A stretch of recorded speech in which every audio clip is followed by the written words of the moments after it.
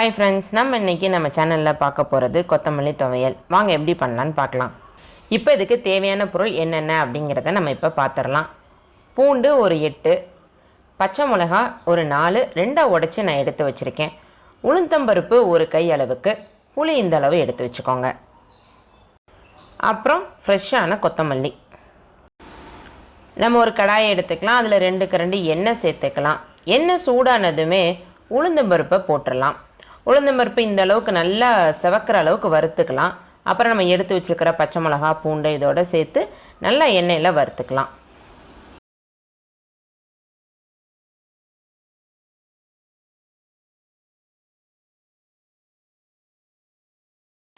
இப்போ நம்ம கட் பண்ணி எடுத்து வச்சுருக்கிற கொத்தமல்லியை இதோட சேர்த்துக்கலாம்.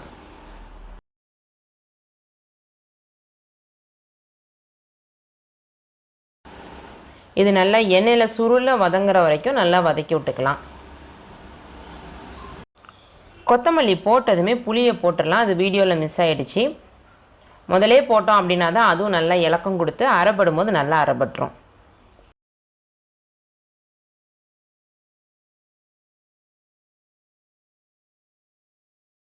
இந்தளவு வர்ற வரைக்கும் நல்லா வதக்கிக்கலாம். இது சூடு நல்லா ஆறுற வரைக்கும் வெயிட் பண்ணிவிட்டு அப்புறம் ஏதோ ஒரு மிக்சி ஜாரில் மாற்றிக்கலாம். இதுக்கு தேவையான அளவு உப்பை சேர்த்து அரைச்சி எடுத்து வச்சுக்கலாம்.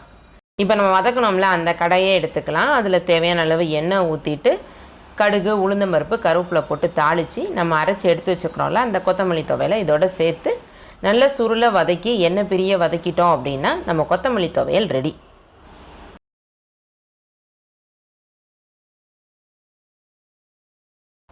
நீங்களும் கண்டிப்பாக இதை ட்ரை பண்ணி பாருங்கள். வெள்ளை சாதம், அப்புறம் தயிர் சாதத்தோடு வச்சு சாப்பிட்றதுக்கு, பழைய சாதத்தோடு வச்சு சாப்பிட்றதுக்கு ரொம்ப டேஸ்ட்டாக இருக்கும். ஏன் தோசை, இட்லி கூட அதை வச்சு சாப்பிட்டோம்னா ரொம்ப டேஸ்ட்டாக இருக்கும். இந்த வீடியோ உங்களுக்கு பிடிச்சிருந்தது அப்படின்னா உங்கள் ஃப்ரெண்ட்ஸ் கூட ஷேர் பண்ணுங்கள், லைக் பண்ணுங்கள். விருதை பொண்ணு சேனலை சப்ஸ்கிரைப் பண்ணுங்கள். நன்றி, வணக்கம்.